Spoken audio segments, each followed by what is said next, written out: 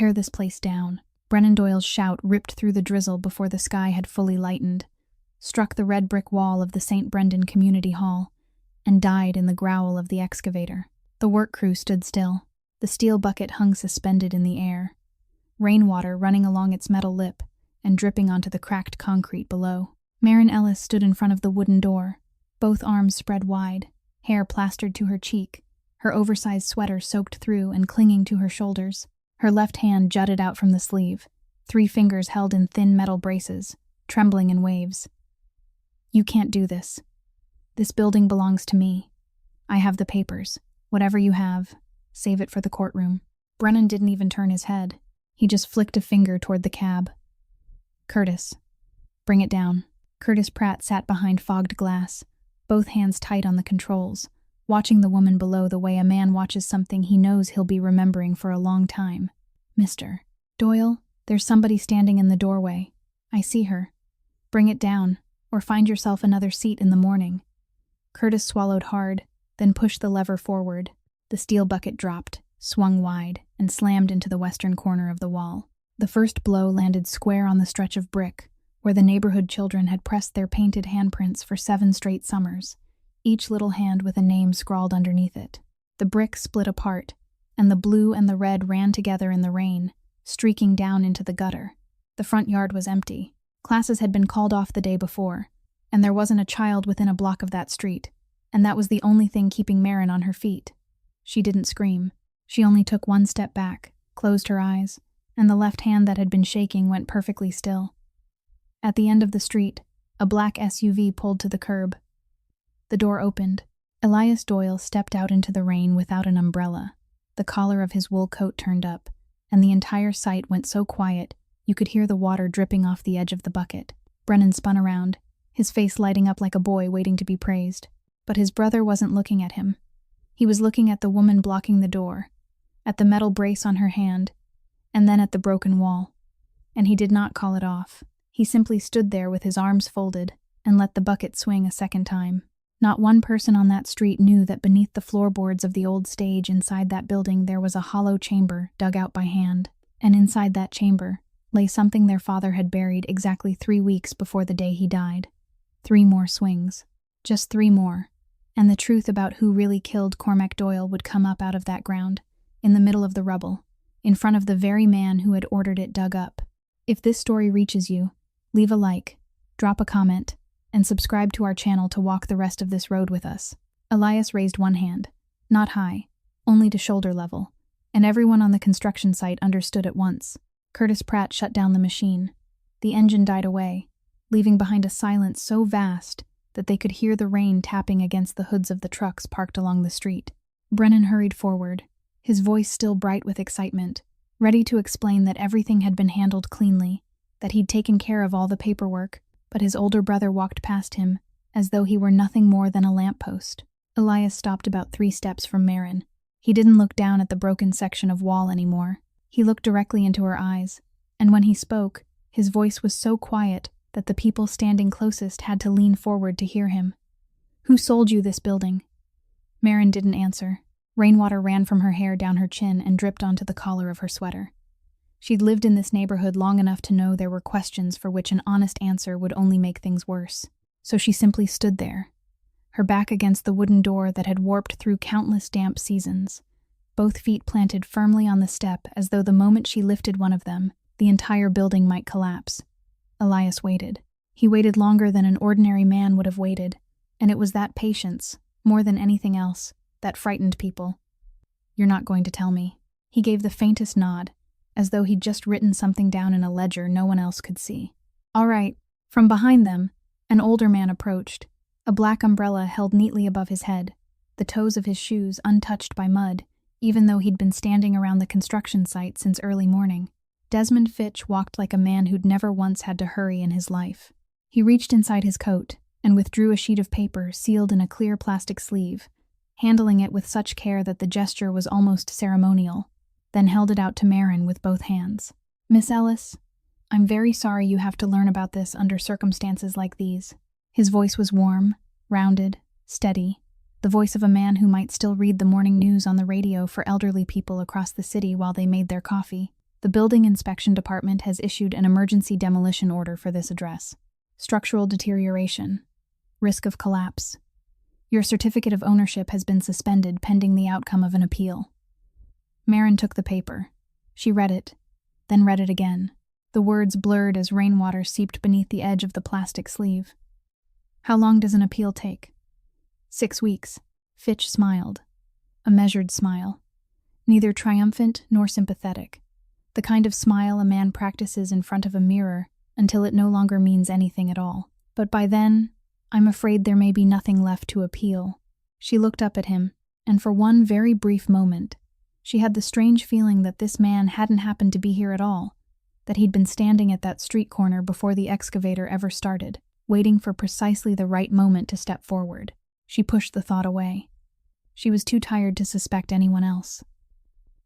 Elias glanced at the paper for exactly 1 second and didn't take it. He turned toward the car, and as he passed Curtis Pratt, he spoke without looking at anyone in particular.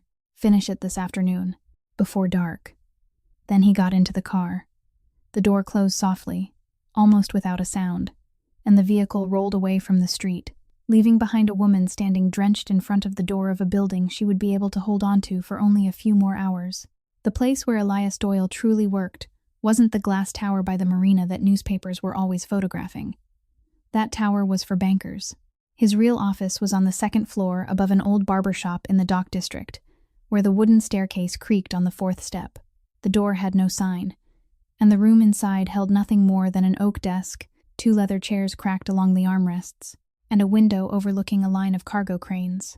Sully Behan stood in the doorway with both hands clasped behind his back, silent in the way a man only learns after 30 years of standing in exactly the right place. The man seated across from Elias was a contractor, beads of sweat gathering across his forehead even though the rain outside was cold. Elias didn't ask about the construction materials that had been siphoned away from the job site. He didn't mention the amount. He didn't raise his voice. He simply pushed a sheet of paper across the desk. Written on it was the name of the elementary school where the man's daughter studied, the time classes ended, and the name of her homeroom teacher. "I'm not going to do anything," he said, in the quietest voice the man had ever heard in his life. "I just want you to know that I know." The man signed the repayment agreement, and when he stood and walked toward the door, the entire back of his shirt was soaked through. The workers pulled out close to noon, leaving the excavator sitting heavily in the middle of the yard with its steel bucket lowered to the ground, and the whole street settled into the kind of silence that felt more empty than peaceful. Maren pushed open the wooden door and stepped inside. Rainwater had already found its way through the broken section of wall, running in a dark streak across the wooden floor and reaching all the way to the legs of several rows of folding chairs. She went to get the blue plastic bucket that was always kept in the corner of the kitchen, set it beneath the steady drip, then dropped down onto the steps leading up to the stage, both hands resting on her knees, her clothes still soaked through. She sat there without moving for a very long time. Behind the door that opened into the hallway was an old poster held up with yellowed tape, its 4 corners curled, the printed letters faded but still readable. It was the poster for the debut performance she had never gotten to step onto the stage for.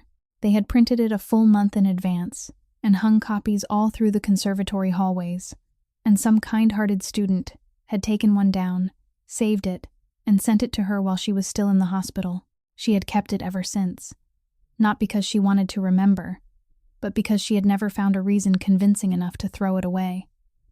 It had been raining that night too, much harder than it was this morning. Her mother had been driving, while Maren sat beside her with the sheet music in her lap, marked in red pencil at all the places that needed attention. Ruth Ellis was an elementary school teacher who had taught 2nd grade for more than 20 years at a public school 3 blocks from home, and she had taken the afternoon off so she could go with her daughter. On the way into the tunnel, she told Maren which row she would sit in so her daughter could see her, and she asked whether she should clap loudly or whether that would be embarrassing. Those were the last words she ever spoke. An overloaded freight truck traveling in the opposite lane beside them lost its brakes on the downhill stretch inside the tunnel. People later said it had driven all the way up from the port with a braking system that should have been taken out of service months earlier. There was the shriek of metal scraping against pavement, headlights sweeping across the tunnel ceiling, and then everything went dark. When Maren woke, her head was twisted to one side, and her right hand was still holding her mother's hand. That hand was still warm.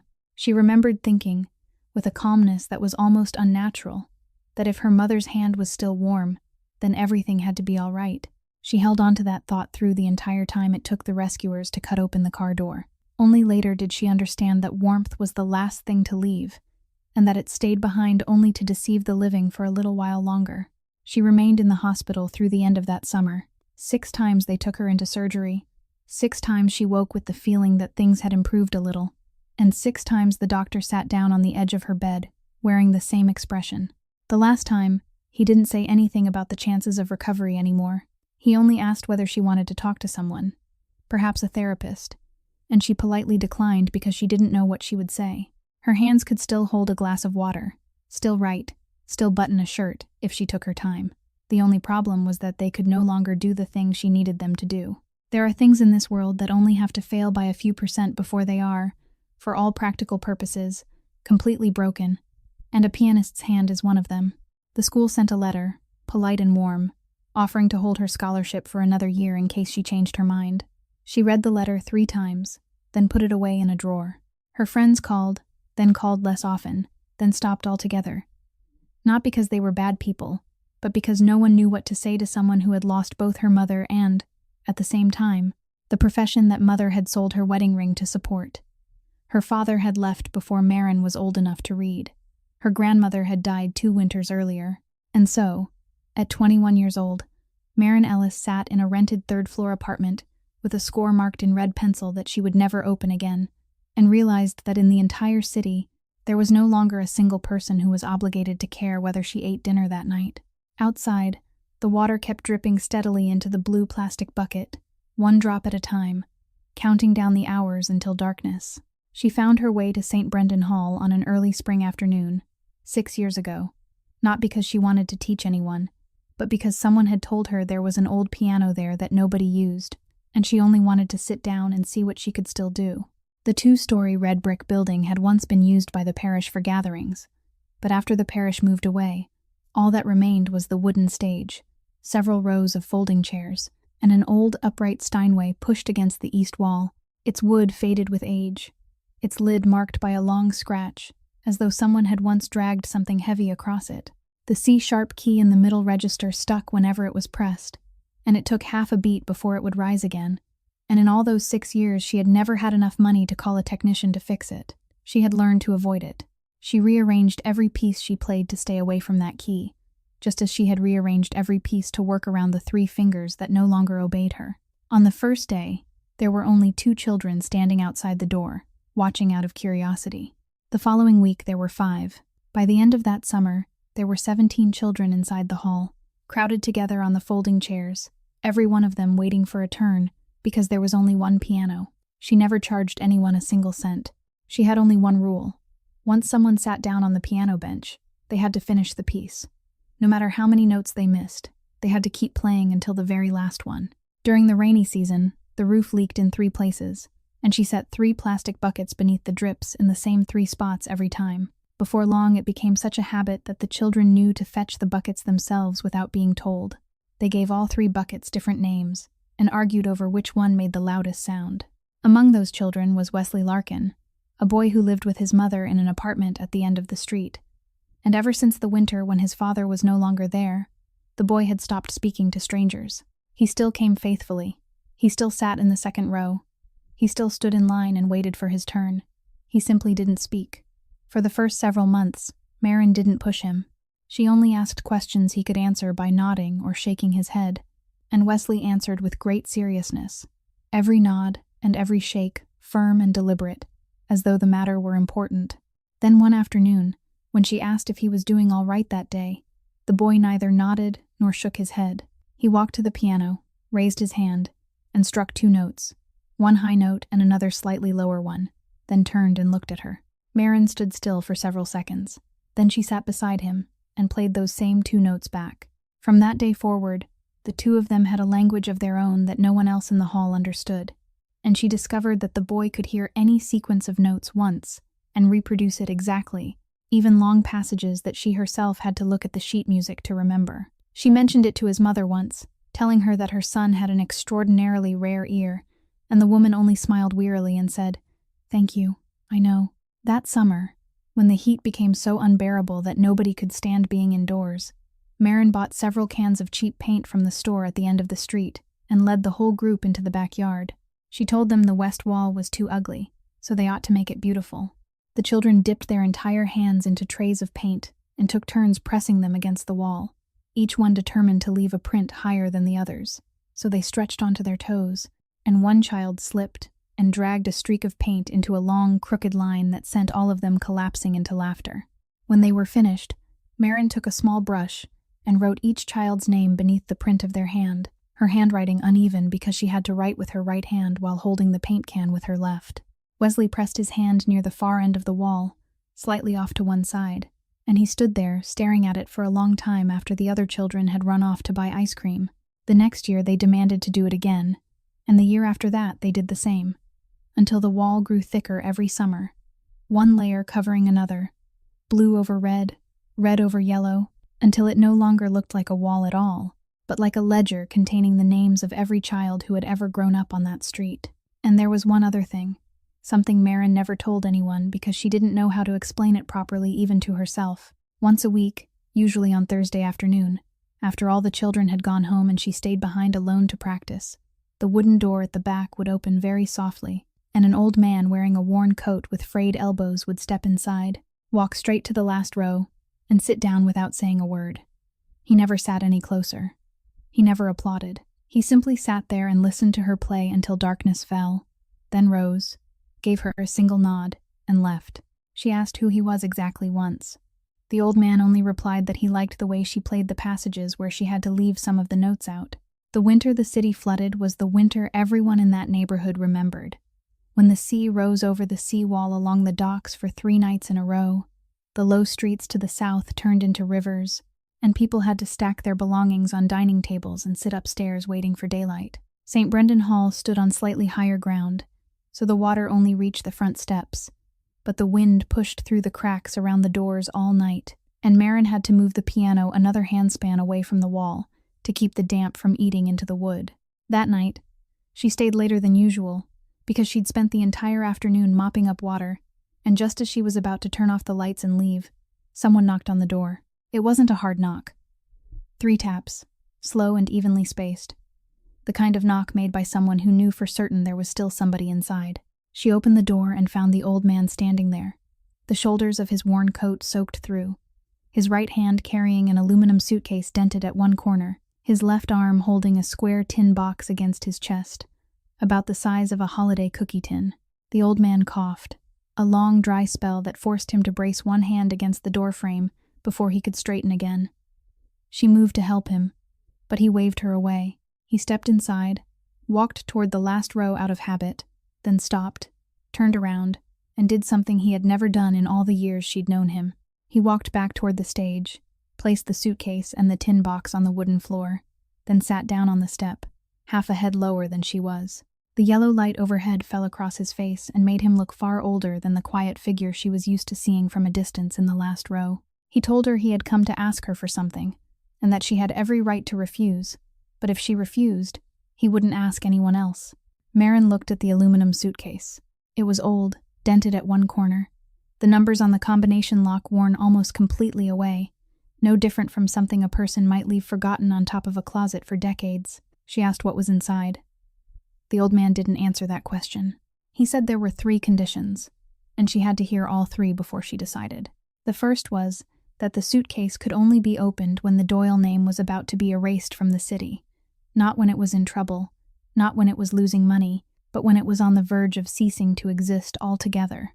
The second, he said more slowly, and this time he looked directly at the left hand resting on her knee, was that she could never use anything inside it for herself, no matter how hungry she was, no matter how cold, no matter how much pain she was in, even if one day someone told her that all it would take was money to make that hand better. He stopped after saying it, as though even he understood how cruel that condition was, but he didn't take it back. The third condition, he said, placing his hand on the tin box, was different. This was never to be opened, never to be mentioned to anyone, and under no circumstances was she to tell his son about it. She asked what could possibly be inside the box that made it so serious. The old man remained silent for a long time, long enough for them to hear the water dripping into the bucket in the corner of the room. Then he said that if she knew what was inside, she would never live another peaceful day in her life, and he didn't want to take that from her. Then he added one more sentence, one she would remember for years afterward, that if the day ever came when the box had to be opened, she wouldn't be the one to open it. He reached inside his coat and took out a sealed envelope. 4 words had been written by hand across the front. For my son, the handwriting unsteady but still carefully aligned. He placed it on top of the tin box. Maren sat without speaking for a very long time. Outside, the wind struck the sheet metal over the awning, making it groan every so often. Finally, she asked the question anyone in her place would have asked. She asked why he had chosen her. The old man smiled faintly, a tired smile, and said he'd lived in this city all his life and could count on one hand the number of people who had ever approached him without carrying something they wanted to ask for. He said people asked him for money, asked him for work, asked him for forgiveness, asked him to put in a good word with someone, and he'd become so accustomed to it that it didn't even bother him anymore. Then he said, "But you never did." He had sat in the back of this room through more afternoons than he could count. She knew he had money. Everyone in the neighborhood knew, and yet she'd never once asked him for so much as a roof that didn't leak. She simply kept playing the piano with 3 buckets sitting on the floor beneath the drips. He said, "You're the only person in this city who's never asked me for anything. That's why." Maren believed him. She believed him completely in that moment, because the answer fit everything she had known about the old man through all those years, and because she was still too young to understand that when an answer fits perfectly with everything you know, sometimes it only means you don't know enough. She nodded. The old man stood, brushed off the hem of his coat, coughed once more, then said, "Thank you, Miss Ellis," and walked toward the door. Halfway there, he stopped without turning around and added one last thing. He told her that if anyone ever asked about that night, she should simply say he'd come in to get out of the rain. Then he disappeared into the curtain of water. 3 weeks after that night, Cormac Doyle was found lying in the underground parking garage beneath the family restaurant, between 2 rows of concrete pillars, his car keys still in the pocket of his coat. The man who found him was Desmond Fitch. He said he'd gone down to retrieve some papers he'd left in the trunk of his car, that the lights along the western row of pillars had been out for weeks, and that he'd nearly walked past without seeing him. He was the one who called the ambulance. He was the one who called Elias. And 3 days after the funeral, when the whole family sat together in the dining room with cups of cold coffee on the table, he was also the first person to say the name. He said it very slowly, very carefully, the way someone sets a fragile object down on a table. He said he didn't want to jump to conclusions, but there were a few things worth looking into, and that Kilbride's people in Charlestown had been watching the 2 northern births since the previous fall. He added that he could be wrong. He said it in the same warm voice that had been familiar in that house for 30 years, and no one in the room thought to question him. For the next 2 years, there were 2 things the city remembered. The first was the sign outside an old tavern in Charlestown, a blue painted wooden sign that had hung above the door since the owner's grandfather's time, until one morning people found it broken in half on the sidewalk, and it was never hung up again. The second was Elias Doyle's hand resting on the steering wheel before dawn, his knuckles pale beneath the streetlights, the car sitting motionless on some corner waiting for the right hour, day after day, season after season, until that posture became the most natural thing in the world to him. Then everything settled down the way things like that always settle down, with no one truly winning, only one side growing tired first. Elias took his father's chair. He did something his father had never done. He pulled out every ledger and went through the books again from the first page. He didn't trust stories, and he didn't trust anyone's memory. He trusted only the numbers sitting quietly on paper. He cut away a long list of expenses he called excess weight, the parties, the holiday envelopes, the donations to churches and neighborhood organizations that his father had signed off on year after year out of habit. And as he turned through the final pages of that year's expense ledger, he stopped at one line that kept repeating. It wasn't a large amount, but it had been transferred every month to an address in Southie, to a community hall named after a saint he'd never heard of. He went back through the records. The payment was there the year before. It was there 10 years earlier. It was there in the oldest ledger he could find in the safe, its pages yellowed, the ink already fading. Through 20 winters, every single month, not one payment missed. He asked Sully Behan. Sully said he didn't know. He asked Fitch, and Fitch raised his eyebrows and said the old man had always been charitable. You know how he was. then poured himself more coffee. Elias didn't ask anyone else. He drove there one Thursday afternoon. He parked some distance away, walked the rest of the way, pushed open the wooden door, and stepped into a room with 3 plastic buckets on the floor and the smell of damp clinging to the walls. There was only one person inside, a woman sitting at the piano with her back to the door, and she didn't hear him come in because she was in the middle of a piece. Elias didn't speak. He walked to the back of the room and sat in the last row, in the exact chair his father had occupied once a week for all those years, and Elias had no idea. He sat there with both hands in the pockets of his coat, looking at the dark water stain running along the base of the wall, looking at the roof sagging in the middle, calculating in his head how much it would cost to repair the place, and how much it might bring if sold, then deciding that neither number was worth thinking about. He waited until she finished playing. That was the only courteous thing he did that afternoon. When the final note had completely faded, he stood, walked toward the front, and spoke in the quiet voice that had long since become a habit. He told her that beginning the following month, there would be no more payments, that the funding arrangement had ended, and that she should start finding somewhere else for the children now, instead of waiting until it was too late. Maren turned and looked at him. It took her several seconds to understand what the man was talking about, because in all 6 years she'd never known where the money for the hall's electricity and water came from. She'd always assumed the old parish had left behind some kind of fund. She asked who he was. Elias looked at her for exactly 1 second, then glanced at the 3 plastic buckets on the floor. He said it didn't matter. Then he turned away, pushed open the door, and walked out, and the wooden door closed behind him with the exact same creak it had made every time his father had left that room.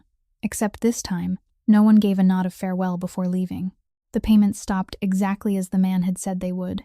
Nothing came the following month, and nothing came the month after that. And Maren understood that for 6 years she had been standing on a floor without ever knowing who was holding it up. She didn't go looking for anyone to ask questions. She simply sat down with her notebook, wrote out everything that had to be paid each month, then wrote down everything she had. And when she saw that the 2 columns didn't match, she went looking for work. Halloran's Tavern near the docks hired her to wash glasses on the night shift, from the time darkness fell until the last customers went home. During the day, she still taught piano. 3 winters passed that way. She slept in 2 pieces, a short stretch in the morning and another short stretch in the afternoon, and she learned that the human body can become accustomed to almost anything if it has no choice. Her left hand soaked in cold dishwater every night, and by the 2nd winter, the pain had begun traveling all the way up to her elbow. She went to see a doctor. The physician at the large hospital reviewed all her old records, took several new images, then sat down and told her that medical techniques had changed a great deal since before. He said there was one more procedure they could try, the 7th, and if it went well, she might regain the use of 2 fingers. Not the whole hand, but 2 fingers. And with those 2 fingers there were things she had once been able to play that she might be able to play again. Then he told her the cost. She thanked him, folded the paper into quarters, slipped it into her coat pocket, and went to the bus stop. She never opened that paper again, but she remembered the number. During the 2nd winter, the roof of the hall developed another leak, and the new one was directly above the piano. She didn't have enough money to call a repairman. She bought a plastic rain cover from the store at the end of the street, spread it across the piano lid, taped down all 4 edges, then placed 2 bricks beneath the piano legs to raise it above the damp floor. That night she stayed because she was afraid the wind might tear the plastic loose. She lay down on the wooden floor, pulled her coat up beneath her chin, and listened to water falling into the bucket about an arm's length from her head. 1 drop at a time, steady, neither fast nor slow. She lay there until morning. By the 3rd winter, heating oil prices had gone up, and the December bill was 1.5 times what it had been in previous years. The children still came, more than a dozen of them crowded together in the room, each one wearing a coat, because inside was nearly as cold as the yard outside. Some of them began missing lessons. Maren went back to her rented apartment, opened the bottom drawer, and took out a small velvet box worn at the corners. Her mother's wedding ring was the only thing she still had that had belonged to her, because that night it had been inside her purse instead of on her hand. The pawn shop on the corner of Dorchester gave her a price she knew was too low, and she didn't bargain. She took the money straight to the heating oil company and paid for 3 full months. That afternoon, the classroom grew warm. The children took off their coats and draped them over the backs of the chairs, and one of them asked why their place was so warm today. She said it was because winter was almost over. On Christmas Eve that year, she stayed at the hall alone. The children had gone home to their families that afternoon, and the little strings of lights they had hung around the doorway were still blinking because she'd forgotten to unplug them. Outside, she could hear people coming home from church, laughter, car doors closing. She sat on the stage, directly over the third floorboard from the edge, the board she had pried up with her own hands and nailed back into place on that windy night years before. She knew exactly what was underneath it. She knew exactly that only a very small portion of what lay there would be enough to schedule the 7th procedure immediately after the holidays. Enough to replace the roof, enough to throw away the 3 plastic buckets, enough that the children wouldn't have to wear coats during lessons anymore. She placed her hand on the floorboard. The wood was cold, and one nail at the corner was sticking up slightly, the same nail she had kept meaning to hammer down and never had. She sat that way for a very long time. Long enough for the little lights around the doorway to finish one full blinking cycle and begin another. Long enough for the voices outside to grow fewer and fewer until they disappeared completely. She thought of an old man, with a dry cough, standing in the doorway with rain soaking his shoulders. She thought of the 3 conditions. She thought of the way he'd looked down at her hand when he spoke the second one. And she understood that he had known there would one day be a night like this. He had known, and he had still given her that condition. She pulled her hand away. She stood, brushed the dust from her knees, walked into the small kitchen at the back, turned on the stove, and put a kettle of water on to boil. She took out the ceramic cup with a chip along the rim, dropped a cheap tea bag inside, then leaned against the edge of the kitchen counter and waited for the water to boil, looking through the dark window where the reflection of the little blinking lights shimmered behind her.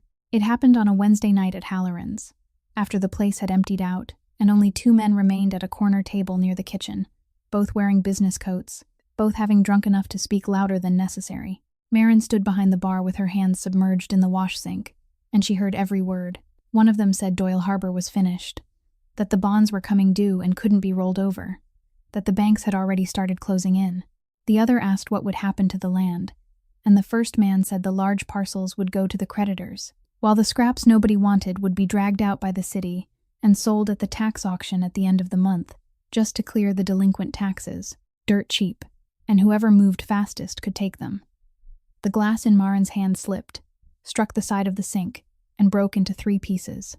Everyone in the tavern turned to look. She said she was sorry, bent down to pick it up, and took a very long time doing it, much longer than anyone needed to collect 3 shards of glass, because she needed a few moments for her face to look normal again. She didn't go home that night. She went straight to the hall, locked the door from the inside, pulled every curtain shut, then used a thin-bladed knife to pry up the 3rd floorboard. The aluminum suitcase was still there, covered in a fine layer of dust, the dented corner exactly as it had been on the night the old man brought it. She placed it on the stage and sat looking at it for a while longer. Then she opened the lock. Inside was nothing like what she had imagined all those years. There were no stacks of cash. There were only several thick bundles of documents, embossed and bordered with ornate patterns, the kind of certificates that belonged to whoever physically held them, with no person's name written anywhere. Beneath the papers was a dark blue velvet pouch, tied with a drawstring. She opened it, poured its contents into her palm, and the stones rolled out, rough and uncut, not sparkling at all beneath the room's yellow light, looking no different from pebbles someone might pick up along a creek bed. She held them for a long time before she understood what she was holding. She didn't count them. She didn't know exactly how much they were worth, and she didn't want to know, but she understood one thing with absolute clarity. From that moment forward, everything she had ever believed impossible had become possible, and that frightened her more than it pleased her. She sat on the stage until nearly dawn with the suitcase open in front of her, and she thought, she could buy back an entire block. She could schedule the surgery for Monday morning. She could buy the neighboring property outright and build a proper music school with heat and 3 new pianos. She could find the man who had stood in this room and said it didn't matter, and show him exactly how much it mattered.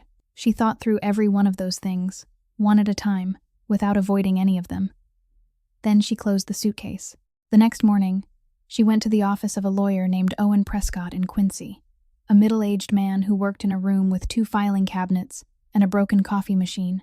She told him she needed to form a company, that it couldn't carry her name, and that it had to be finished before the end of the month. He asked what she wanted to call it. She said Ruth Street. The tax auction took place in the basement of City Hall, in a room with fluorescent lights and more than 20 plastic chairs. Most of the people attending were men in suits, holding phones, and some had brought entire folders already marked with notes. Marin wore the oldest wool coat she owned and sat in the 4th row, and when the parcel number for the hall was called, someone behind her gave a quiet laugh because no one cared about a strip of land wedged between 2 construction sites.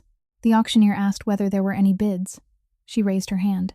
A man in the front row raised the price just for amusement. She raised her hand a second time. The man turned around, looked at her coat, then shrugged and dropped out. The auctioneer asked one last time. She raised her hand for the 3rd time. The gavel came down. $310,000. She stayed seated in that plastic chair until the clerk brought down the paperwork, and she didn't leave the room until the confirmation was in her hand. On the seller's side, the person who signed the transfer documents that day was Brennan Doyle. He was dealing with a stack of papers, nearly a handspan thick, during the worst week of his life, and he signed every one of them without reading a single line, because to him those scraps of land were nothing more than entries that needed to disappear from his desk. 3 months later, after things had temporarily settled, and Elias was reviewing the list of everything the family had lost during that period, he stopped at one line and asked what Ruth Street was. It took another 2 days for them to trace the name of the person behind it. He didn't pound the desk. He didn't say a word. He simply sat in silence for a very long time in the room above the barber shop, turning his father's brass lighter in his hand, and Sully Behan, who stood outside the door that day, later said that in 30 years he'd never known a room to be so quiet. By early afternoon, barricade tape had been stretched from one end of the street to the other, with someone standing guard at both ends. Classes had been suspended since the day before, and not a single child was allowed beyond the tape. That was the only thing that allowed Marin to hold on to the last of her composure. The rain had stopped, but the sky hadn't brightened. It had only flattened into a seamless gray. The excavator started up again, and the engine noise rebounded between the 2 rows of buildings, becoming so dense that everyone had to speak louder than usual. Ida Corbin, the elderly woman who owned the laundromat on the corner, ducked beneath the barricade tape and marched straight into the middle of the yard, planting her hands on her hips in front of the excavator, as though she outweighed the machine itself. She said she'd lived on this street longer than the combined ages of every man standing there, that this building was where her son had learned to play music, and that you couldn't tear down a place like this in a single afternoon. Brennan turned toward her, his voice sharpening. He told the old woman to get back behind the tape, told her this was a construction site, told her that if anything happened, no one could be held responsible. She didn't move until 2 workers came over, one on each side, and gently guided her away. As she passed Marin, she reached out and gripped her wrist once, just once, then continued beyond the barricade. Elias stood about 10 paces away with both hands in the pockets of his coat, watching the entire scene with the expression of a man observing an administrative procedure being carried out exactly as prescribed. Marin walked toward him. She'd been standing outside since morning, her sweater drying and then turning damp again, her hair plastered to her temples, and when she spoke, her voice was rough from the cold. She told him he should make them stop. He didn't answer. She went on, more slowly this time, saying that this building was holding something he'd been searching for over the last 4 years, and that if he let that steel bucket come down one more time, he would never know what it was. Brennan, standing nearby, heard her and gave a dry laugh. He asked who she thought she was threatening, asked what that rat hole could possibly hold besides termites and leaking water. Elias didn't laugh. He looked at her longer than necessary, and for one very brief moment, something passed across his face and vanished immediately. He turned toward the excavator and gave a single nod. Brennan followed his brother for a few steps, and perhaps because he'd been waiting since morning to ask the question, he blurted out why Elias hadn't stopped them earlier, why he'd stood there and watched until the second strike before saying anything. Elias didn't turn around. He only said, in that quiet voice of his, that he wanted to know how many blows she could take. Then he kept walking. Curtis Pratt sat inside the cab with both hands resting on the controls, and he didn't look at anyone. The bucket rose, swung to one side, then came down against the rear section of the wall where it met the stage. The wall collapsed inward, dragging down part of the ceiling and tearing loose several floorboards along the edge of the stage. Dust rose, then settled quickly because the air was still damp. Curtis pulled the control again, dragging the steel edge across the wooden floor to clear the area, exactly as workers did on any ordinary demolition site. But this time, the blade didn't scrape across the wood and then stop against the concrete foundation as it should have. It tore through. Several boards split in half and sprang upward, and beneath them there was no foundation. Beneath them was darkness. Curtis took his hands off the controls. He shut down the machine. No one had told him to do it. The engine died, and the entire street fell into a silence so sudden that they could hear a loose fragment of brick rolling down from the edge of the broken wall. Several workers moved closer and bent down to look. The dark opening wasn't a patch of collapsed earth. It was square. Its walls were lined with brick, laid in perfectly even courses, the kind of work done by hand, not by any machine, and the mortar between the bricks had darkened with age. It had been there a very long time. Curtis Pratt opened the cab door, climbed down, and said the only thing he said all day. That hole hadn't formed on its own. Someone had dug it. Elias walked over. He stood at the edge and looked down, and he didn't ask anyone a single question. Behind him, Desmond Fitch had lowered his umbrella at some point without anyone noticing, and he was staring into that darkness with an expression that, if anyone had bothered to turn around and look at him during those 3 seconds, might have changed everything that happened afterward. Elias took off his coat, handed it to Sully Behan, and climbed down himself. No one had time to stop him. The chamber was about chest deep on a grown man, wide enough for one person to crouch and turn around, and beneath the loose soil was a flat layer of brick laid like the floor of a small room. He had to sweep the dirt aside with his hands. Someone passed down a flashlight. The beam moved across the chamber and stopped in one corner, where a dark square shape rested against the foot of the brick wall. It was a steel box, about the size of the small safes people kept inside bedroom closets. All 4 edges reinforced with metal strips that had rusted to a reddish brown, and the padlock on the front was so corroded that it was almost impossible to tell where the lock ended and the hasp began. Around it, thin tree roots had worked their way through the gaps between the bricks, curled around the body of the box, and tightened there, as though the earth beneath this street had decided for itself to keep whatever was inside, and had no intention of giving it back. Elias had to tear the roots away one by one. It took him nearly 10 minutes to lift the box free, and it was far heavier than its size suggested. Several workers hauled it up through the opening and set it down on the wet ground of the yard, and without anyone saying a word, everyone formed a silent circle around it. Elias climbed back up, brushed the dirt from his hands, and told everyone to move beyond the barricade tape. No one moved at first. He repeated himself, still quietly, and this time the crowd dispersed, taking Brennan with them even as he opened his mouth to object. Only Desmond Fitch remained. He said that as legal counsel he ought to be present, that anything discovered on disputed property had to be formally documented, and that he already had the necessary forms in his car. He said all of this in the same measured voice everyone knew, but throughout the entire speech, his eyes didn't leave the steel box for even a second. Elias simply looked at him. Fitch smiled, nodded, said yes, of course, then turned and walked toward the barricade with the folded black umbrella still in his hand. That left only 2 people in the yard. Elias crouched beside the box, placed one hand on its lid, then looked up at Marin standing a few steps away. He asked whether she knew what it was. She said she knew it was there. He asked since when. She said since before he ever sat in his father's chair. Elias rose very slowly. He said there was a simple explanation for all of this. That a woman no one had ever heard of suddenly found enough money to buy back a piece of his family's property, and now it turned out there was a safe buried beneath her floor from his father's time. He said he'd met many kinds of people in his life, and he'd met more than his share of the kind who stole from a dying old man. Marin didn't step back. She said the old man had brought it there with his own hands, on the winter night when the city flooded, late at night, with the shoulders of his coat soaked through, and that he had stood there and knocked 3 times on the very door Elias's brother had ordered torn down that morning. She said he had coughed through most of that evening. Elias went still. There was something in what she said that made him stop, and it wasn't the substance of her story but the detail. That cough, something only a person who had shared a room with his father during those final months would have known. He asked why her. He asked why, in an entire city, a man like his father, a man with banks, lawyers, safes, and dozens of people willing to die for him, would choose a piano teacher in a leaking building. Marin said she had asked him that exact same question. She said he had given her an answer, and for all these years she had believed it was the whole truth, but now she wasn't so sure anymore.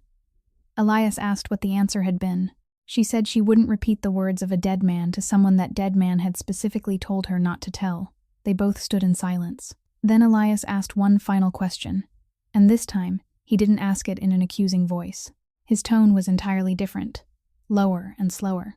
He said he'd had people look into her hospital records from the day he learned who she was. He said he knew there was a procedure her doctors had recommended, knew what it would cost, knew she'd washed glasses at night for 3 winters, and sold the last thing she had left of her mother to pay for heating oil for the neighborhood children. He pointed down at the steel box, then toward the shattered floor of the stage. He said she'd sat over that place for 3 years with a damaged hand. He asked why she hadn't had the surgery. Marin looked down at her left hand, then raised her eyes to him. She said this hand was hers, but that suitcase wasn't.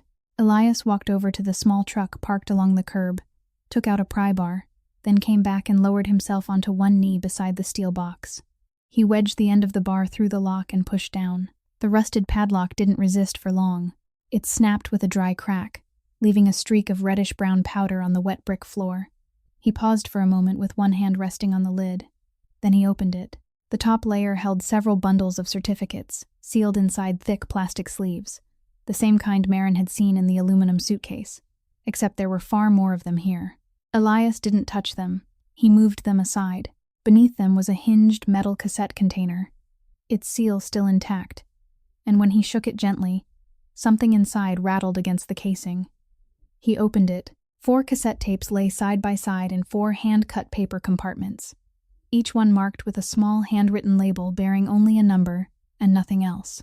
Tucked face down against the inside of the metal lid was an ivory-colored envelope, yellowed at all 4 corners, with 4 words written by hand across the front.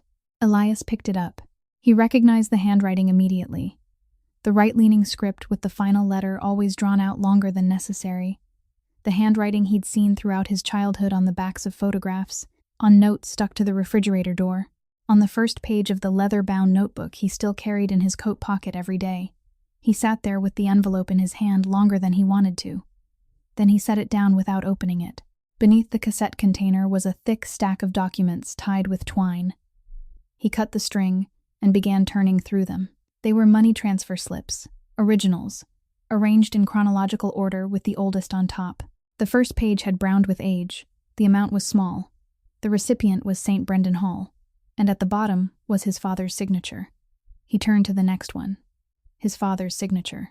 The 3rd, the 4th, the 10th, the 50th. He began turning the pages faster, and that same handwriting kept appearing in the lower right corner of every page, steady and unbroken, not a single month missing, through one winter after another. Through the years Elias was away at boarding school, through the years when he came home only to complain about the smell of the harbor, even through the summer when he and his father fought so badly that they didn't speak a single word to each other for 3 months. Through all those 20 winters, every month his father had sat down and signed his name for a building no one in the family even knew existed. Elias reached the final page in the stack and stopped. The last document wasn't a transfer slip. It was a settlement agreement, the kind of document he'd signed hundreds of times in his life, printed on heavier paper with a notary seal in one corner. It concerned a traffic accident inside a tunnel, a single lump sum payment to the surviving family, and a confidentiality clause requiring the recipient not to name the trucking company in any public statement. He skimmed it because this was the kind of document that only needed to be skimmed. Then, his eyes stopped at the signature line below. It wasn't his father's signature. It was his own. The handwriting was still rough around the edges, the E larger than it needed to be, the tail dropping below the line, the kind of signature made by a man in his 20s who had only recently begun trying to sign his name like an adult. He vaguely remembered an afternoon when his father had called him into the office, pushed several folders across the desk, and told him to sign wherever the marks indicated, and Elias had signed every one of them in less than 10 minutes because he had dinner plans with friends on Newbury Street. He couldn't remember the contents of a single page. He frowned. He stared at the document for several more seconds, unable to understand why an old insurance settlement was buried among records of 20 winters of payments to a community hall in Southie, and he didn't have time to think about it now. He folded the paper in half, slipped it into the inside pocket of his coat, along with the ivory envelope, then closed the steel box. A few steps away, Marin stood watching him do all of it. She couldn't see what was written on the final document, She only saw that he'd stopped at that one much longer than he had at the others before folding it away. And for one very brief moment, she had the feeling that this room had been holding far more than she had ever known. Elias's car still had an old cassette player that he'd never removed because his father used to use it, and that was the only reason those 4 tapes had anywhere to play. He parked at the end of the street, shut off the engine, left the dome light on, and pushed the first cassette into the player. There was a burst of static, the sound of someone dragging a chair, and then his father's voice filled the car, so close that Elias had to straighten in his seat. His father read out the date the way a man would when making an official record. He said that if anyone was listening to this, it meant he was no longer here. Then he went on, slowly and steadily, describing money that had been withdrawn from company accounts over several years, contracts signed with suppliers that didn't exist, and the way the money had been routed through 3 layers of shell companies before being brought back to a single destination. The second tape was numbers. The third was company names. Elias listened to all 3 without moving, both hands resting on the steering wheel, and he knew exactly what he was waiting for. He inserted the 4th tape. His father's voice returned, more tired than on the first 3, with fits of coughing breaking between his sentences. He said that this was where the hardest part began. He said the person doing it wasn't an outsider, that it had taken him nearly a year to accept that he'd ordered the records checked 3 separate times because he didn't want to believe it. He said he was going to say the person's name now, and that he was sorry in advance because the name would hurt a great many people in the family. He paused to draw breath. Then his voice began to stretch, distort, sink lower as though someone were tightening a hand around his throat, and the sound blurred into a long hum before disappearing completely. The tape kept running. Inside the car, there was nothing left but white static. Elias rewound it. He listened to that section 4 times, 5 times, 6 times, and every time the name dissolved in exactly the same place. He pulled the cassette out and held it beneath the dome light. Along the lower edge of the plastic casing was a reddish-brown stain eaten into the surface, the same color that had coated the lock on the steel box, and he understood that tape number 4 had been the one pressed against the side of the box, where water had seeped through the cracks between the bricks for all those years and slowly found its way inside. Elias sat motionless in the car for a very long time. Then he put the cassette back in and listened from the beginning. But this time he wasn't listening to the words. He was listening to everything else. He picked out 3 things. The first was a small sound that repeated behind his father's voice throughout the tape. A faint click at irregular intervals. The sound of a small metal object being pressed out and snapped back in every few seconds, like a nervous habit someone had while waiting. The second was a sentence his father murmured between 2 stretches of numbers, almost as though he were speaking only to himself, saying that he stood on my left at Rourke's funeral, and I thought he was crying because he loved him. The third came at the end of the tape, after his father's voice had disappeared completely, and the recording continued for a long while.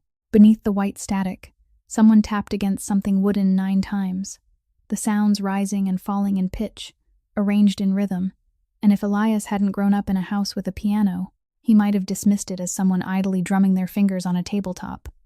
But it wasn't random. It was 9 notes. The next morning, he returned to the street. The excavator was still motionless in the yard, the barricade tape still stretched across the road, and the laundromat on the corner had already been open for hours. Ida Corbin was folding towels behind the counter, and she didn't look remotely surprised when he walked in. She immediately told him she had nothing to say to anyone from the Doyle family. Elias didn't argue. He only asked whether she'd noticed anything unusual around the building during the past several weeks. The old woman studied him for a moment, then said yes. She said that for several nights before the machinery arrived, a black car had been parked outside, sitting in the darkest part of the street with its lights off, and a man had remained inside for a very long time. She said she'd noticed because her laundromat stayed open late, and she didn't like people parking that way outside someone else's place. Elias asked whether she'd seen his face clearly. She said she hadn't, but she remembered him. She said he carried a fountain pen with a silver cap, and the entire time he sat in the car, he kept clicking that cap off and snapping it back on, off and on, until even she had started feeling restless, just watching from across the street. Elias didn't say anything else. He stood still for exactly 1 beat, long enough for the old woman to look up at him. Then he thanked her and walked out. At noon that day, he sent someone to the building inspection department to obtain copies of the entire emergency demolition file. The file was 4 pages thick. The final page was a request for an emergency inspection, submitted by a party with a legal interest in the property, accompanied by a structural assessment signed by a private engineer. On the line identifying the applicant, it said, "Legal representative of the estate of Cormac Doyle." Beneath it was a signature, and Elias had seen that signature on thousands of pages throughout his life. He set the file down on the desk. The shouting that morning, the excavator, the woman standing in front of the door, the 3 blows from the steel bucket, and the hole revealed beneath the stage floor. All of it had been written onto paper by someone before daylight, and Elias had been the one holding the shovel. Elias didn't go looking for Fitch right away. He returned to the old family house on the south side of the city, the house no one had lived in since the funeral, and climbed to the attic where boxes of photographs were stored. He found the box marked with the year Mr. Rourke died. Rourke had managed berth number 4 for nearly 40 years. An old man missing the little finger on his right hand, and his funeral had been one of the few funerals where Elias's father wore a black suit instead of his old coat. There were 3 photo albums in the box. Elias turned to the last one and found the picture he needed. It had been taken outside the church, a long line of people standing shoulder to shoulder, everyone squinting because the sunlight was coming in from the side. His father stood near the middle. On his right was Desmond Fitch, his hands folded neatly in front of him, his head lowered with proper solemnity. And on his left, standing close enough that their shoulders nearly touched, was Brennan. Elias lifted the photograph to eye level. His younger brother had been very young then, his hair awkwardly parted, the collar of his shirt a size too large for his neck, and he wasn't looking at the camera. He was looking sideways and upward at the man standing beside him. Elias stood in that attic for a very long time with the photograph in his hand. He found Brennan at his apartment close to midnight. Brennan opened the door, wearing the expression he always seemed to have whenever his older brother came by, half pleased and half wary.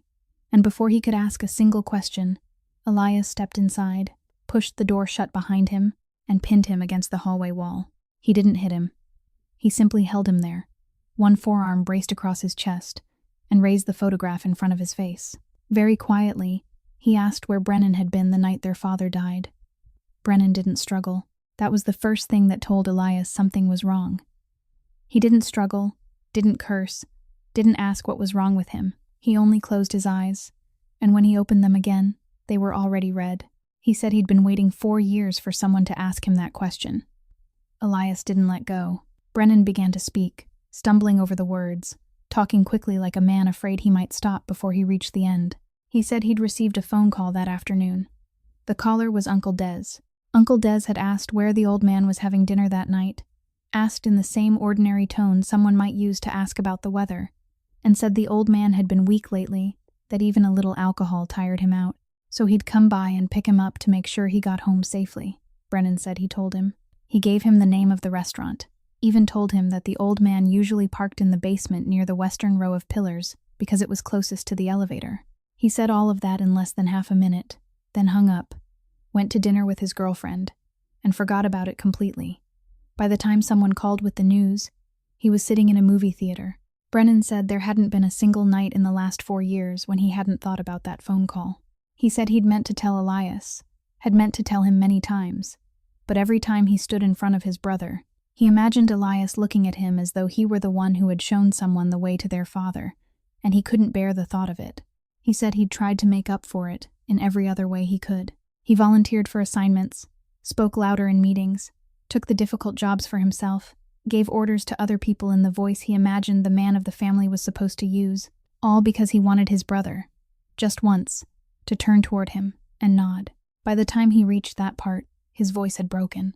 He said that on the morning he sent the machinery to that street, there had been only one thought in his mind, that maybe this time Elias would see that he was capable of doing something right. Elias released him.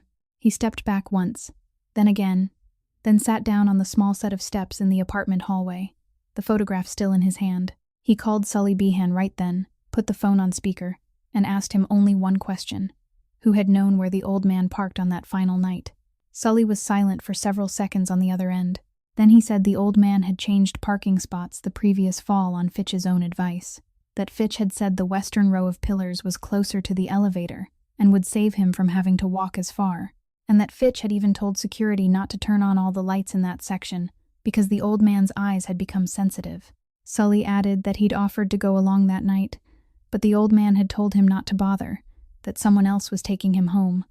Then Sully asked why Elias was asking about this now. Elias ended the call without answering.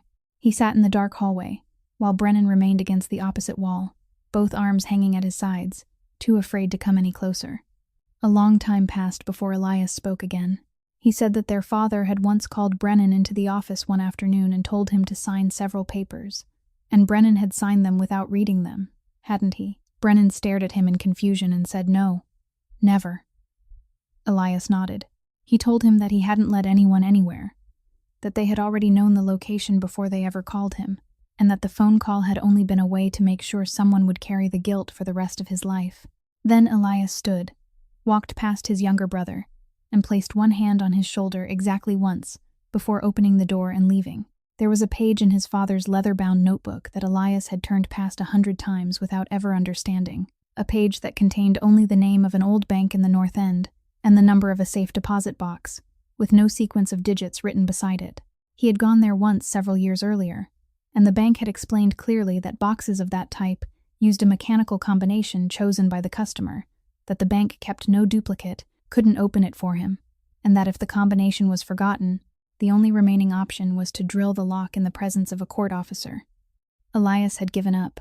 Now, sitting in his car with tape number 4 playing the final section over and over, he listened to those 9 taps and knew exactly what he was hearing. The problem was that he couldn't read it. He had someone at the company listen, and the man said it sounded like fingers tapping on a table. He took it to a recording technician, who filtered out the static, then shook his head and said it wasn't a musical instrument, that it sounded more like someone tapping their fingers against wood, and that there was no reliable way to determine the exact pitches from a recording that worn. Elias brought the cassette to the hall the following afternoon. Temporary tarps had been put up over the broken section of wall, and the inside was still usable if you ignored the hole in the middle of the stage that had been covered with temporary boards. Marin listened to the entire passage, then listened again, her eyes lowered toward the floor. On the 3rd time, she told him to stop. She said she'd heard that sequence before. Not on the tape, right here in this room. She told him that one afternoon, several years earlier, while the children were waiting for their turns, she had heard someone play a scattered sequence of notes on the piano, notes that didn't belong to any piece, and when she turned around, Wesley was sitting on the bench. She had told him the piano wasn't for banging out random notes, and that he needed to get back in line. The boy had stood up and returned to the line.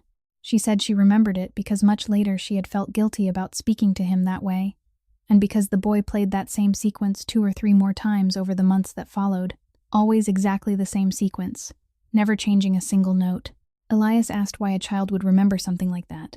Marin said the boy could hear something once and reproduce it exactly, and that there was a small room behind the kitchen where the old man often sat alone whenever he came, a room whose door was never completely closed, and there was a bench in the hallway where the children sat while waiting.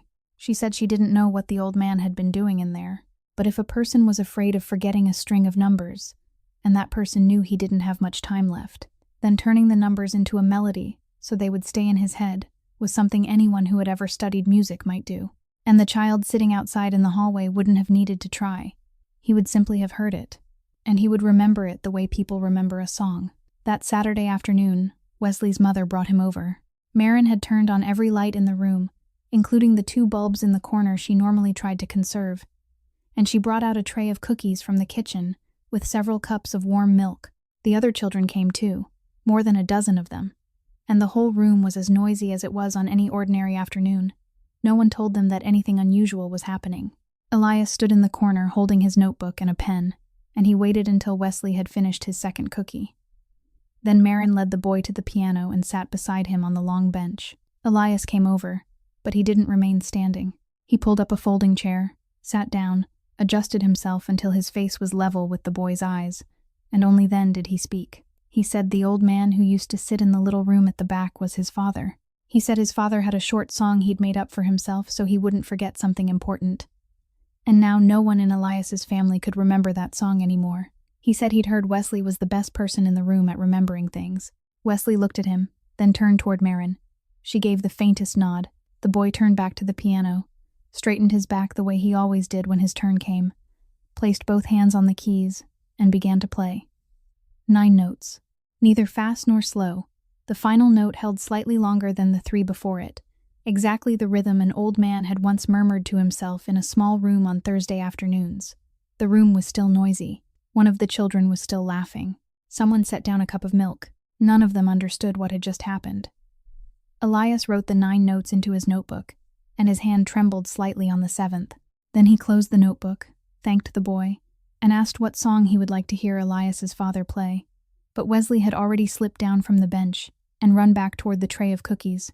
The old bank in the north end stood inside a gray stone building with high ceilings and marble floors, worn hollow where generations of people had walked. The kind of bank no one builds anymore.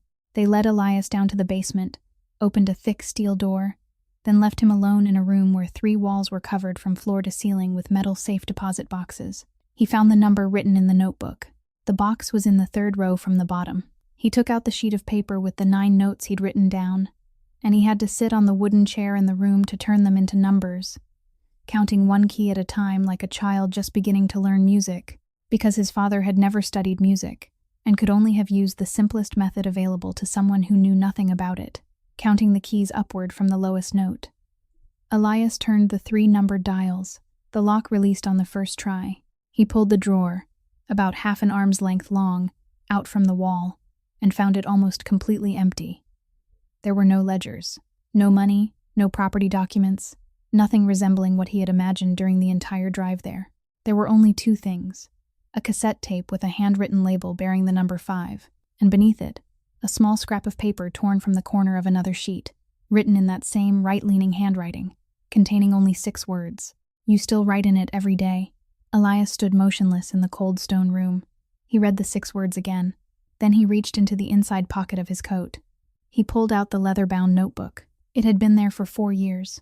When his father died, they had returned the few things found on him, and this notebook had been among them. Elias had used it ever since, every single day, writing appointments, amounts, names of people, names of ships, brief hurried lines scribbled inside cars.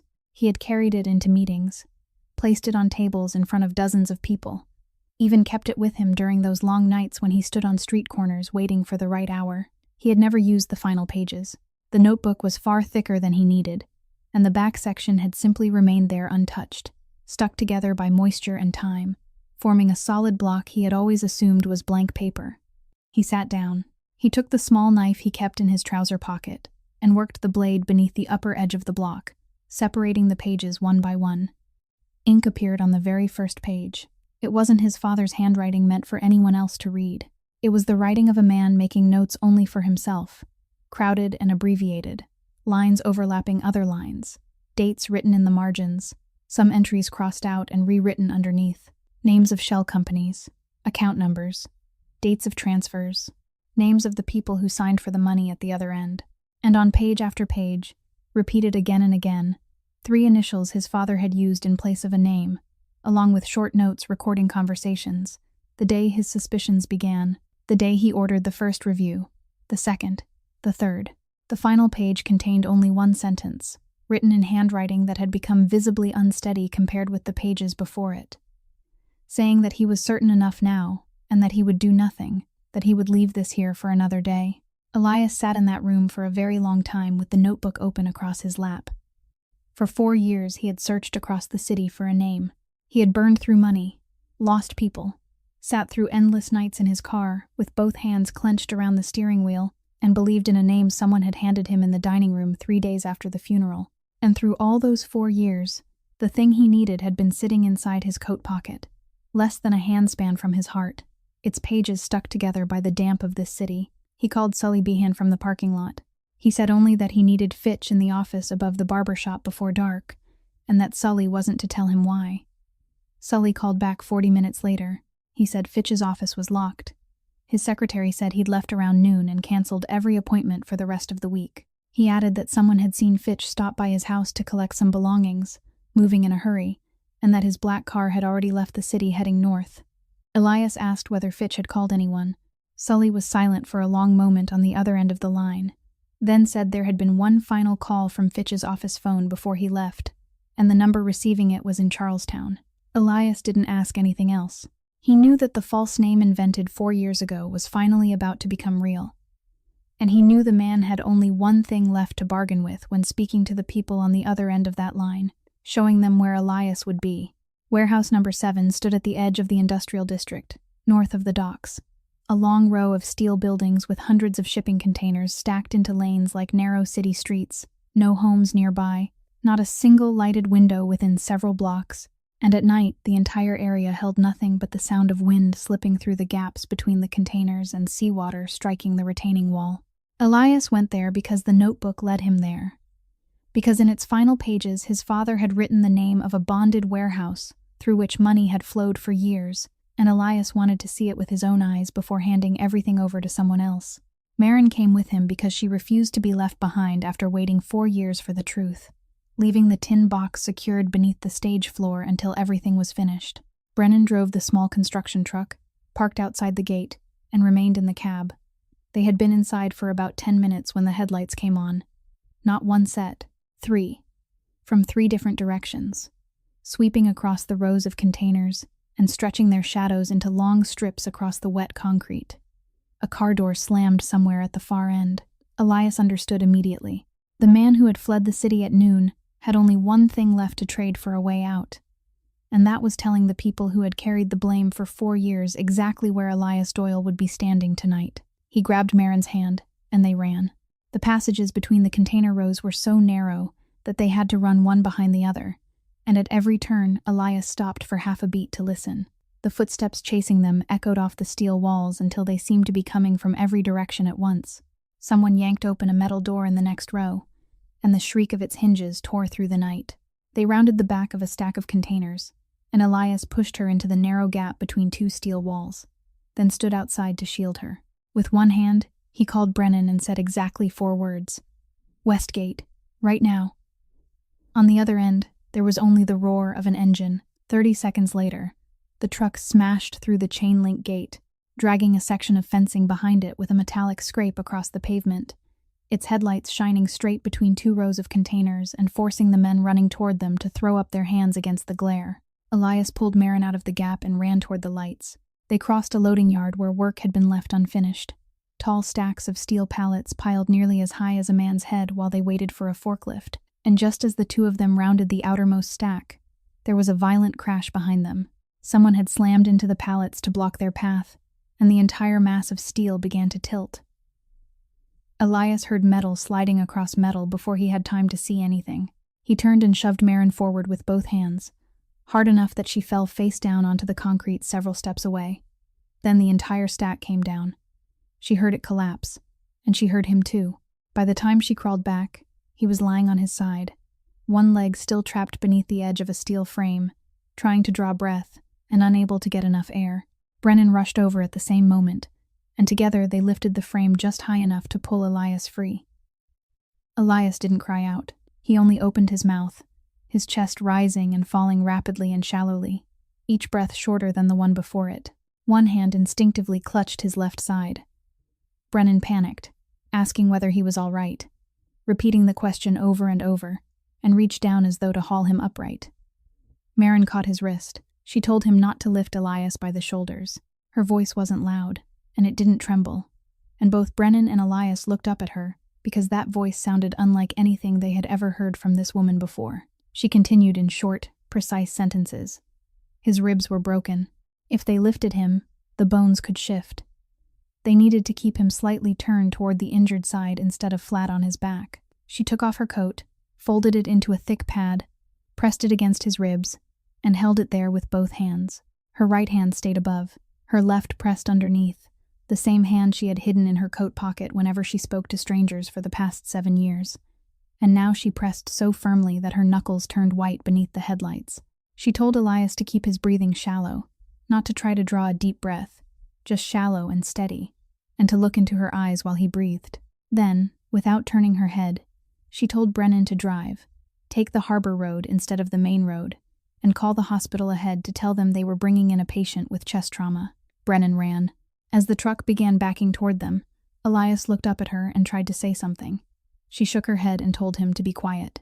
She said she'd once sat inside a crushed car in a tunnel for a very long time, before anyone came to cut the door open, And while she was lying in a hospital bed afterward, they had taught her things like this, taught her what to do if one day someone was ever lying beside her that way again. She said she'd waited 7 years to use what they taught her, and she wasn't going to let this time end like the last one. They kept him in the hospital for 5 days. On the second night, after Brennan had gone home and the hallway outside held nothing but the occasional sound of a cart rolling past, Elias told Sully to bring him the old portable cassette player from the desk drawer at the office. He waited until the room door was closed. Then he put in tape number 5 and pressed play. His father's voice came back, but it wasn't the voice from the first 4 tapes. Those 4 had been the voice of a man making a record. This one was the voice of a man sitting alone in a room late at night. He said that if Elias had made it this far, then it meant the boy had traveled the entire road his father had deliberately forced him to take, and he was sorry for making him take the long way around. He said there were truths a person needed an entire journey to become strong enough to stand upright and hear. Then he told the story. He spoke about a trucking company that operated under another name but belonged to the Doyle family, about how its fleet had been running overloaded for years because that was the only way to cover costs, about how its technical inspection papers at the port were signed with envelopes instead of inspections. He said he knew. He had known long before that rainy night. He described that night in the same slow, even voice. The tunnel, the truck losing its brakes on the downhill grade, the passenger car traveling in the opposite lane beside it. He said the name of the woman who died, Ruth Ellis. He said she had been a second-grade teacher at a public school 3 blocks from her home. He said he'd read the newspaper story over and over for days. Then he said the family lawyer had handled everything quickly and neatly. A single lump sum settlement for the survivor, a clause forbidding her from publicly naming the trucking company, and a file slipped into the year-end paperwork to be signed along with everything else. He said he himself had called his son into the office that afternoon and told him to sign wherever the marks indicated. He said the boy had signed everything in less than 10 minutes because he had dinner plans, that he hadn't read a single line, and that his father had deliberately made sure he didn't read it because he didn't want his son carrying that knowledge in his head. He said he had been wrong. He said he'd taken away his son's chance to choose. Elias lay motionless in the hospital bed. The tape kept playing. His father said the girl who survived had spent nearly an entire summer in the hospital, that they operated on her 6 times, and that by the 4th surgery her family had nothing left to pay because there had only ever been the mother and daughter. He said he'd created a fund with no name through an office in another state, and that he had paid for 3 of those 6 surgeries. He said she never knew. He said he'd read the thank you letter she wrote to a charity that didn't exist, and that he'd kept the letter in a drawer for years. Then he spoke about the hall. He said he'd begun sending money there before any young woman ever arrived to teach piano, back when it was still used for parish gatherings, because it was how a man like him told himself there was still one corner of his life where he remained decent. He said that when she eventually began teaching there, he'd stood outside the door for several weeks before he could bring himself to walk in. At that point, his voice changed completely. He stopped for a long time. There was a cough. Then he said the rest of this tape was no longer meant for his son. He addressed her by name. He said, "Miss Ellis, if there ever comes a day when you hear this, then I won't be here anymore to hear what you have to say back." He said he'd sat in the last row of that room through more Thursday afternoons than he could count, and not once had he sat any closer, because he had no right to sit any closer. He said that every time she left a note out of a piece because her hand couldn't reach it, he knew exactly why that note was missing. He said he'd meant to tell her hundreds of times, that once he'd even stood up and made it halfway down the aisle before turning around and returning to his seat. He said he was a coward, and that on the night he brought her the suitcase, he'd given her an answer that was true but incomplete. He said, "You asked me why I chose you, and I told you it was because you had never asked me for anything." That was true, but the real reason was different. The real reason was that in this entire city, you are the one person I owe, and I don't know how to repay you except by placing the most valuable thing I have into your hands and praying that you never have to open it. The tape ran to the end. Elias listened to the white static until the machine shut itself off. 3 days later, he was discharged. During those 3 days, he barely slept, and he thought through every possibility. No one else in the world knew that tape number 5 existed. The other 4 tapes were enough to put Fitch on trial.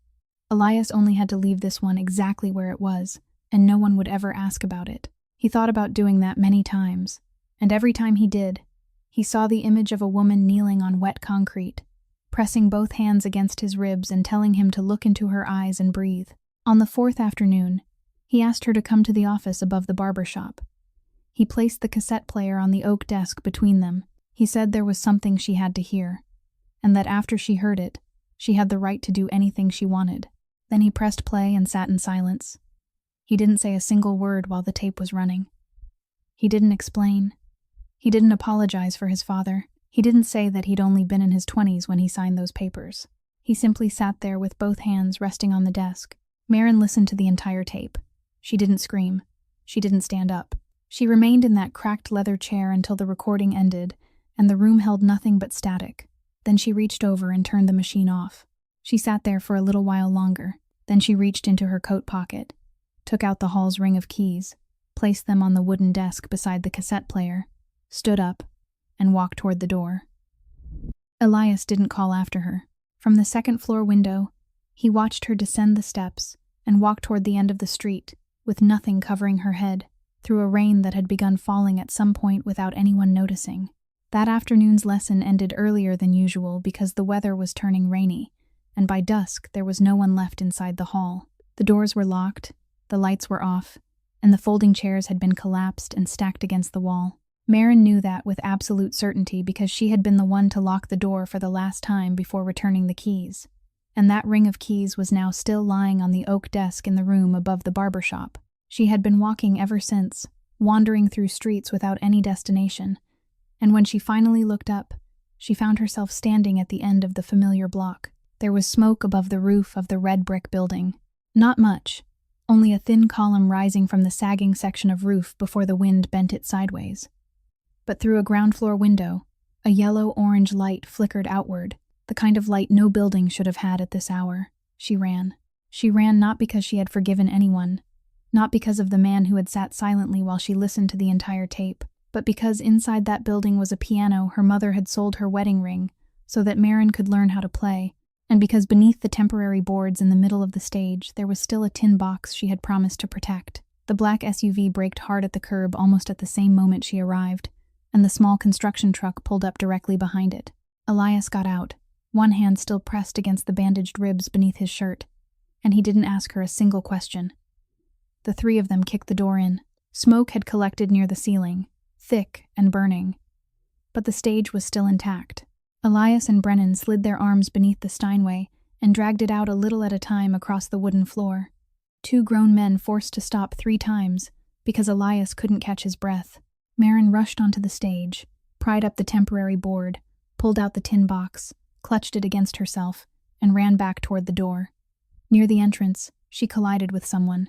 Desmond Fitch hadn't intended to kill anyone. He had only intended to take back the box, and the moment he saw it in her arms, he grabbed for it. The two of them struggled on the steps. Maren fell onto the wet brick, striking her forehead against the edge of a step and splitting the skin open, but she didn't let go. Fitch swung his cane. Brennan came in from the side, took the full blow across his shoulder, and collapsed over the steps. Then Elias reached them. He made 3 movements. He knocked the cane from Fitch's hand, twisted Fitch's wrist behind his back, and forced him face down onto the brick. 3 movements. Nothing more. Something Elias had learned so long ago that he no longer needed to think about it. A small object fell from Fitch's breast pocket, rolled across the wet brick, and came to a stop. The fountain pen with the silver cap. It stopped beside Maren's left hand where she was bracing herself against the ground, close enough that she could have touched it simply by stretching out her fingers. Elias saw it. He reached for the pry bar that had been lying near the steps ever since the day they opened the box, the same iron bar he had used to break open everything that had brought them here, and he raised it. Fitch lay motionless beneath his knee, his face pressed against the bricks, and he didn't beg, because he knew begging would be useless. Maren spoke. She spoke from the ground, blood running from the cut on her forehead down toward her temple, her voice rough from the smoke. She said his father had held this very thing in his hands during the final 3 weeks of his life. She said he had known everything, known more than Elias knew now, known the names, the account numbers, even where people parked their cars. She said he could have settled the entire matter in one evening, and no one in this city would have dared ask a single question. Then she asked Elias whether he truly thought his father had chosen not to do it because he was afraid. Elias stood still with the iron bar raised at shoulder height. Rain fell across his face, across Fitch's back, across the fountain pen lying on the bricks. He lowered his arm. He let the bar drop with a dry clang, then pinned both of the man's wrists and held him there until sirens sounded at the far end of the street. The fire trucks arrived first. The police came afterward. They managed to put out the fire after it had consumed only the western section of the roof, the same part the steel excavator bucket had already damaged. The piano stood outside in the yard, drenched, its lid hanging open, and Brennan sat on the ground beside it, with one shoulder hanging uselessly at his side. 3 days later, Elias brought the entire leather-bound notebook and the 4 evidence tapes to the federal prosecutor's office. His lawyer had sat with him through the entire previous night, explaining that those pages would bring down 3 companies registered in Elias's name, that he would lose most of what he had rebuilt over the last 4 years, that some things were better left alone. Elias listened to all of it, then signed the transfer record. The following week, he drove to Charlestown alone, without Sully, and parked outside a tavern where the old wooden sign had been replaced by a plastic one. He placed a copy of the tape and a stack of documents transferring operating rights to the 2 northern berths on the table. The man sitting across from him didn't touch the papers. Elias said only one sentence before standing and walking out. He said his father had died because of a name someone invented, and their people had died because Elias believed that name. He opened the ivory envelope at the cemetery on a morning of light rain, standing in front of the still wet headstone, and inside there was only a small piece of paper with 3 short sentences. His father had written that he had spent half his life taking from other people and the other half trying to give it back, and still had never managed to repay it all. He wrote that he didn't expect his son to forgive him, that he only hoped Elias would find something worth making amends for, because a man who had nothing to atone for eventually had nothing worth holding on to either. The final sentence was only 4 words. He wrote that he loved him, something he had never once said while he was alive. Elias folded the paper, slipped it into the inside pocket of his coat, stood there a little longer, then walked back to the car.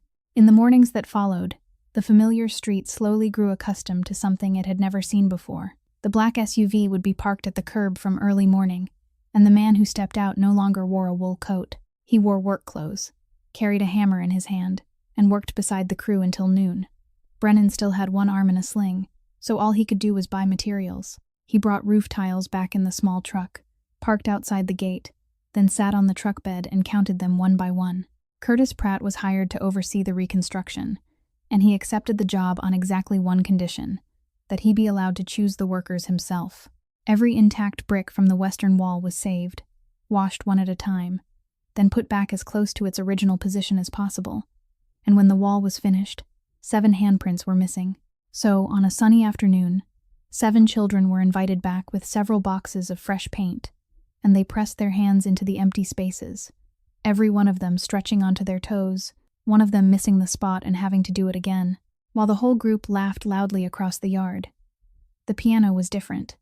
Elias wouldn't let anyone else touch it. He bought repair manuals, borrowed a set of tools from an old piano technician on the next street, then sat down and removed the C-sharp key, sanded the section of wood that had swollen from damp, put it back, tested it, took it out again, and repeated the process for 4 hours.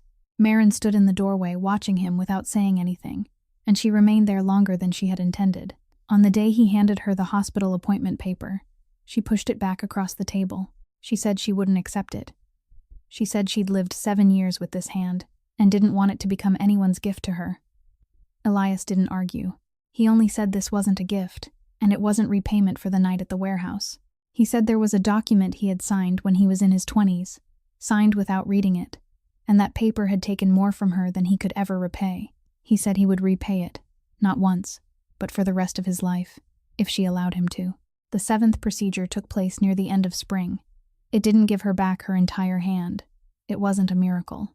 Her little finger still wouldn't bend, and her wrist still ached whenever the weather turned cold. But her ring finger and middle finger slowly began to obey her again, little by little, after months of physical therapy that she attended with the same discipline other people brought to a job. On the night the hall reopened, so many people from the neighborhood came that extra chairs had to be set all the way out onto the front steps. Above the main doorway was a small brass plaque with engraved lettering that read Ruth Ellis Music Room. The children wore their nicest clothes.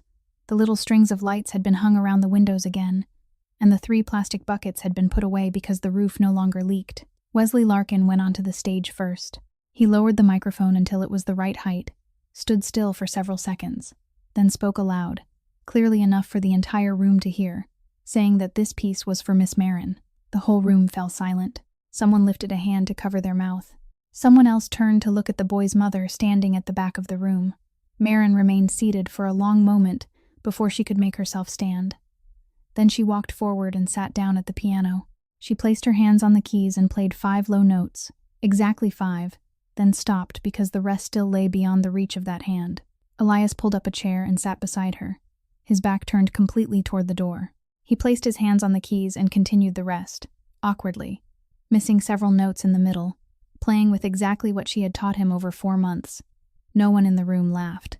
This story leaves behind something very simple, that a city can forget everything. Forget the people who scrubbed its floors. Forget the people who stood guard over its memories. But the floorboards still remember that a person's dignity isn't measured by how much they possess, but by what they refuse to take when it doesn't belong to them. Even when no one is watching, that wealth can be rebuilt in a few years, but keeping a promise can cost an entire lifetime.